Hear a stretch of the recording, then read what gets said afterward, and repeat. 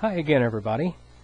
Here's a really exciting game from 1878, played in Paris, and appropriately, it has a French defense. And it's Mackenzie with the white pieces, and Mason with the black. And it starts out e4, e6, d4, d5, knight c3, knight f6, and now white takes the pawn on d5, making this the exchange variation of the French defense. Black recaptures with the pawn. White brings out his other knight.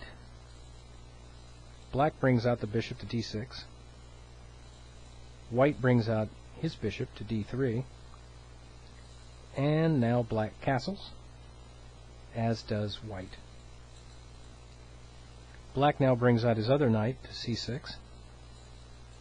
Now white goes up and pins the knight with bishop to g5.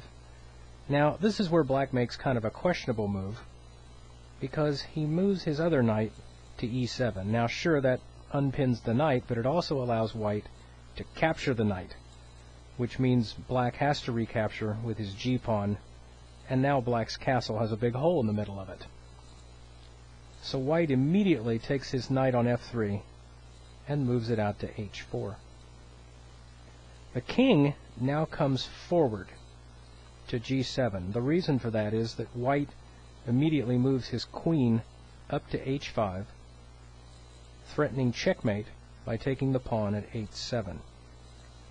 By moving the king up to g7, now black can swing his rook over to h8 and protect the pawn. Now white moves his f-pawn forward, obviously attempting to bring up his rook to f3 and then swing it over to g3 with check.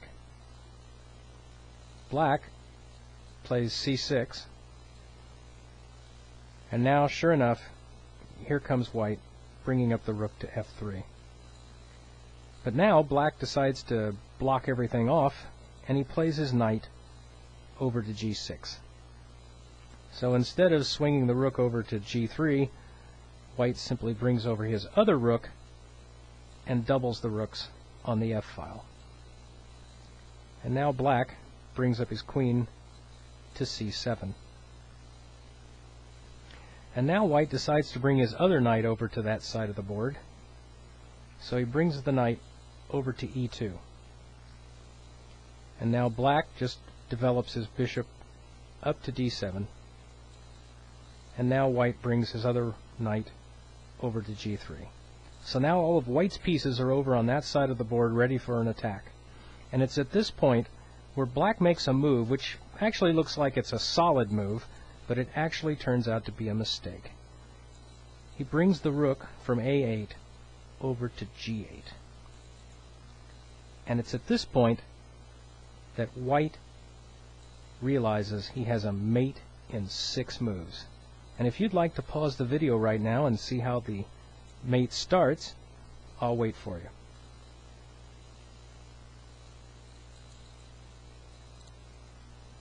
Okay. It starts out with a surprising move, queen to h6 check, which forces black to take the queen. He has no other move to get out of check, and he takes the queen. And now white brings over the knight from the h-file to f5 check. And again, black has no escape squares for the king, and therefore the knight has to be captured. And sure enough, the bishop takes the knight at f5. And now white simply brings up his other knight and captures the bishop on f5 with check. And you'll notice that both of those knight moves, both of the knight checks, make sure that the king cannot escape back to g7. So the king has to move forward, and he only has one square, so he moves the king up to h5. And now white hits at the king one more time with the pawn to g4.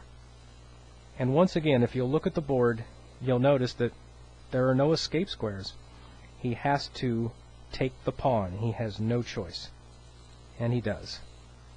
And now, finally, white can swing the rook over to g3, check.